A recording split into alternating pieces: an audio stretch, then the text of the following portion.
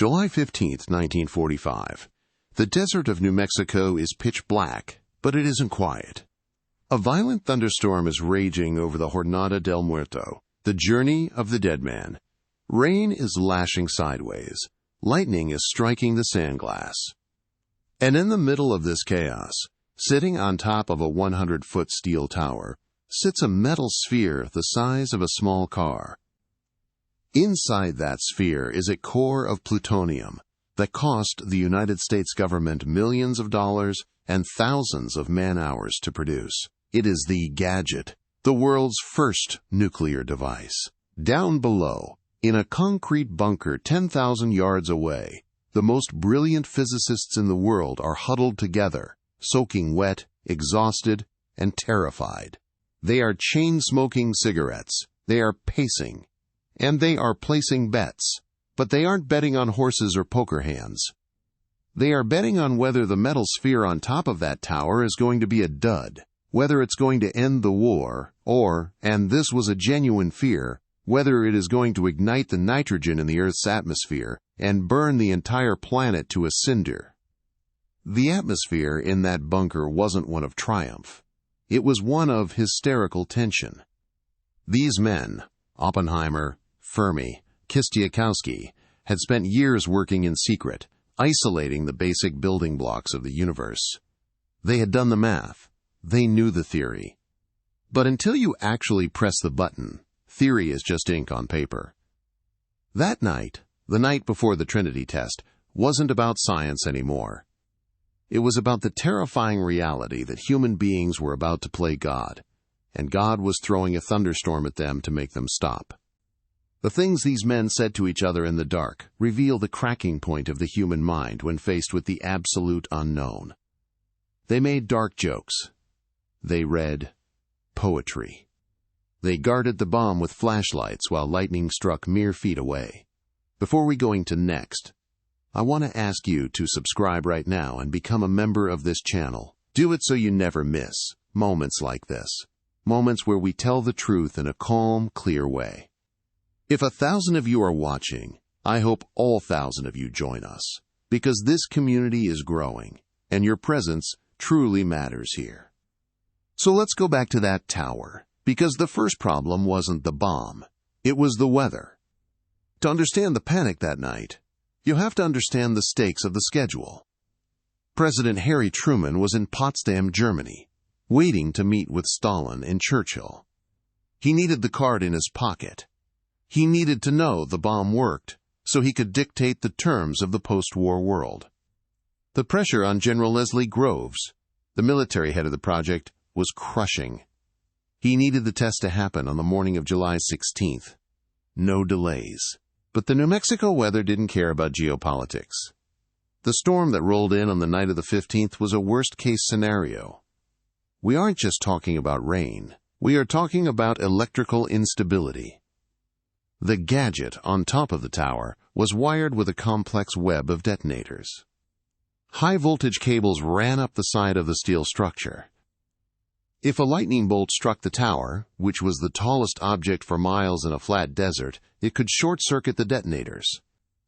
This could trigger the high explosives surrounding the plutonium core. It wouldn't necessarily cause a nuclear explosion, but it would blow the plutonium apart, scattering the most expensive and toxic substance on Earth all over the desert floor. It would be a catastrophe. General Groves was furious. He was threatening the project's meteorologist, Jack Hubbard, screaming at him to change the forecast. But J. Robert Oppenheimer, the scientific leader, was in a different state. He was gaunt, weighing only about 115 pounds at this point. He was living on coffee and cigarettes, coughing constantly. As the rain hammered the tin roof of the base camp, Oppenheimer was reportedly on the verge of a nervous breakdown. He said to an officer, "I can't handle this. The weather is whimsical. The physics is not." This is the core of the tension. These men had spent years mastering the laws of physics, which are constant and predictable. Now they were at the mercy of the wind and rain, which are chaotic. If the wind shifted, the radioactive fallout from the test could sweep over the bunkers, killing the scientists. If the rain continued, they couldn't film the test, rendering the data useless. Groves and Oppenheimer went out into the storm to talk. Groves later recalled that he tried to calm Oppenheimer down, but the conversation was tense. They eventually agreed to delay the shot from 4 a.m. to 5:30 a.m., hoping the storm would break. But this delay only added an extra hour and a half to the most agonizing night of their lives. And in that extra time, the scientists' minds started to wander to the darkest possibilities. While Oppenheimer worried about the weather, Enrico Fermi, the Italian Nobel laureate, was worrying about the end of the world, and he was doing it loudly. Fermi was known as the Pope of Physics because he was almost infallible in his calculations. That night, in the mess hall at base camp, Fermi started taking bets. He offered to take wagers on whether the bomb would ignite the atmosphere, and, if so, whether it would destroy just New Mexico or the entire world. This wasn't a joke to everyone. The atmospheric ignition theory was a real scientific concern. The idea was that the heat of the nuclear explosion might be so intense that it would fuse the nitrogen atoms in the air, starting a self-sustaining chain reaction that would envelop the globe in fire.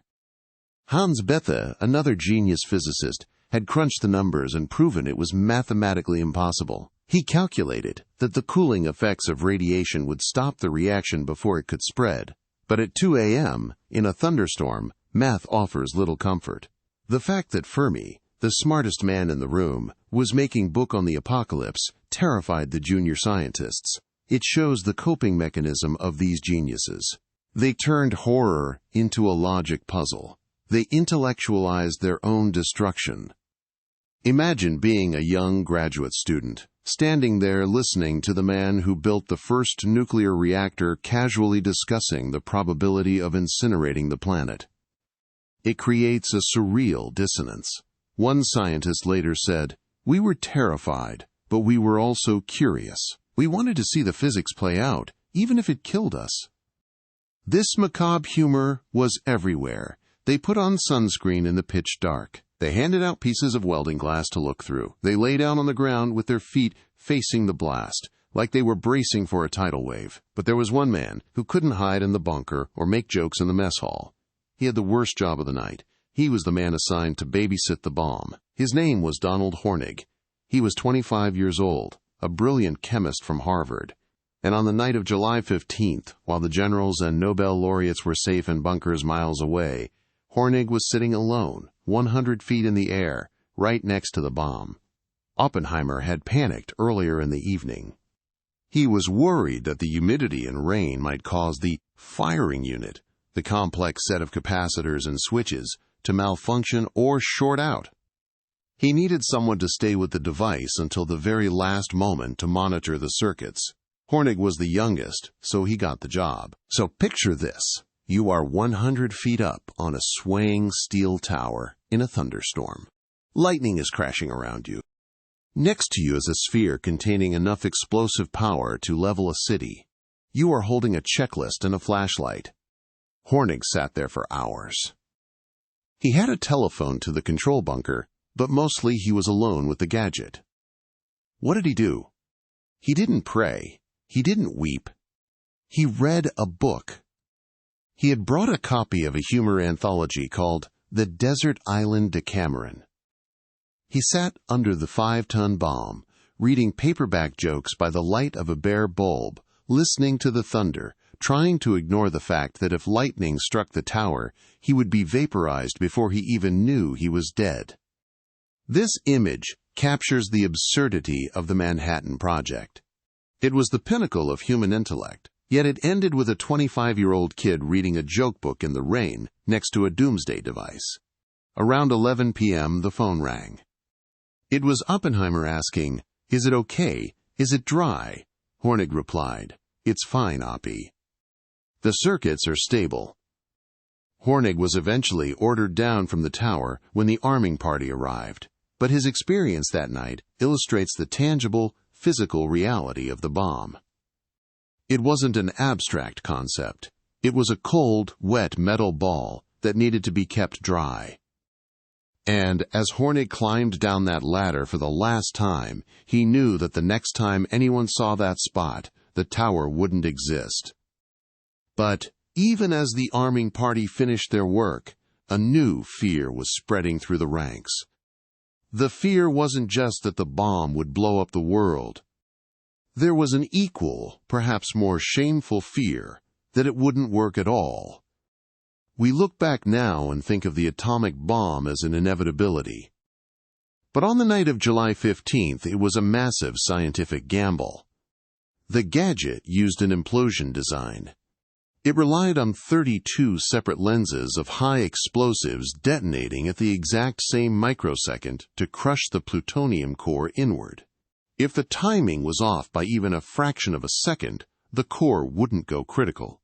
It would just be a fizzle, a dirty explosion that scattered radioactive dust but produced no nuclear yield. Just p explosion dust p a fission. Dust fission dust p explosion dust p a fission. Just p a fission. Dust p explosion. The scientist p just p explosion. The just p explosion. It had failed. The data from the practice round was messy and inconclusive. This failure haunted them all night. Robert Bacher, one of the lead physicists, was so confident the Kreutz test was a fluke that he signed a contract with Oppenheimer, betting his resignation that the Trinity Test would work. But doubts lingered. George Kistiakowsky, the explosives expert who designed the lenses, was pacing like a caged animal. He had spent months shaping these explosives by hand, dealing with air bubbles and cracks in the casting. If the bomb fizzled, it was his fault. It meant that $2 billion of taxpayer money had been wasted. It meant the war would drag on. It meant the invasion of Japan would happen, costing hundreds of thousands of lives. Kistiakowsky found Oppenheimer wandering outside the bunker, looking despondent.